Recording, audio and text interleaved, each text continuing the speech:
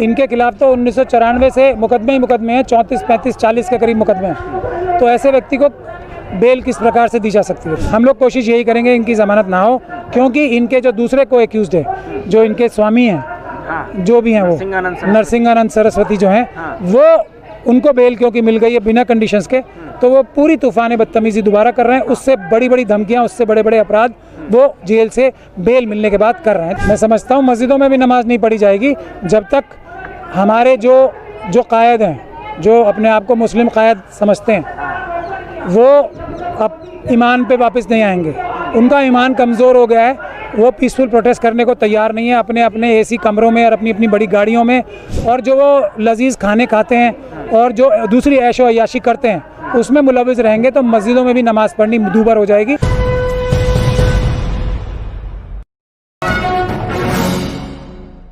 2 सितंबर के लिए supreme court ने कह दिया है कि जितेंद्र नारायण त्यागी को आत्मसमर्पण करना होगा, यानी सरेंडर करना होगा। सुप्रीम कोर्ट में क्या कुछ हुआ है वही जानते हैं। हमारे साथ मौजूद है सुप्रीम कोर्ट के वकील महमूद पराचा।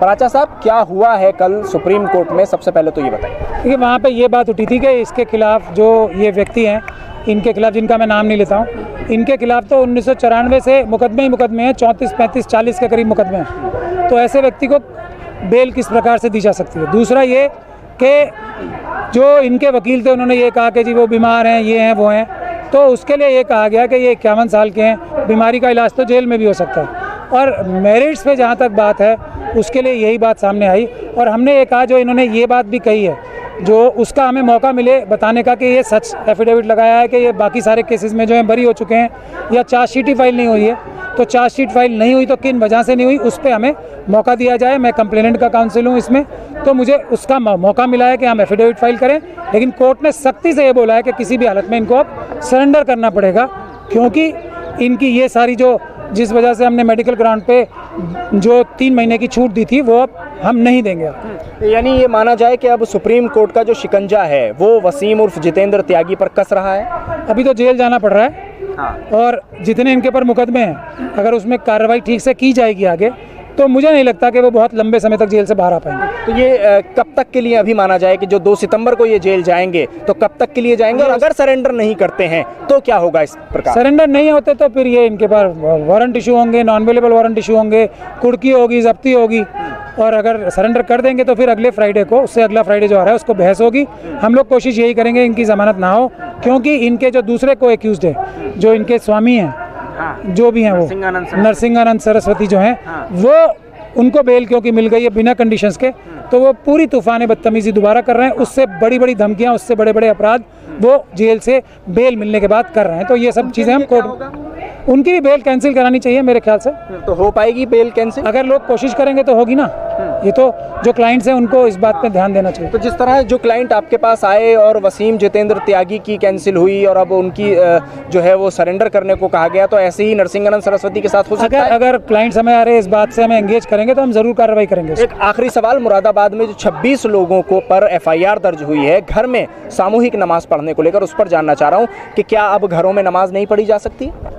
मैं समझता हूँ मस्जिदों में भी नमाज नहीं पढ़ी जाएगी जब तक हमारे जो कायद हैं, जो अपने आप को मुस्लिम कायद समझते हैं, वो अब ईमान पे वापस नहीं आएंगे। उनका ईमान कमज़ोर हो गया है, वो पीसफुल प्रोटेस्ट करने को तैयार नहीं है अपने अपने एसी कमरों में और अपनी अपनी बड़ी गाड़ियों में, और जो वो लजीज खाने खाते हैं और जो दूसरी ऐशो अय्याशी करते हैं उसमें मुलविस रहेंगे, तो मस्जिदों में भी नमाज़ पढ़नी दूभर हो जाएगी।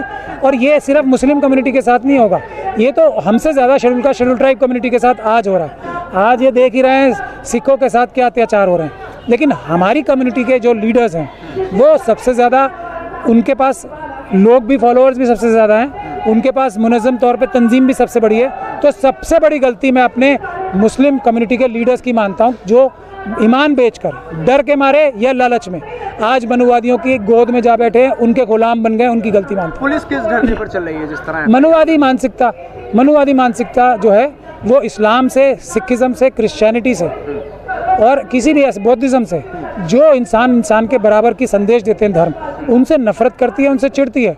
तो ऑब्वियसली वो हमें नमाज़ पढ़ने से रोकेंगे, हमें कलमा पढ़ने से रोकेंगे, क्योंकि वो चिढ़ते हैं इंसाफ और बराबरी से, जो कि इस्लाम का, क्रिश्चियनिटी का, बुद्धिज़्म का सिखिज्म का सबका मैसेज है ना, इंसाफ और बराबरी। तो मनुवादी इससे चिढ़ते हैं, तो ऑब्वियसली उनका काम वो कर रहे हैं, हम पे हमले।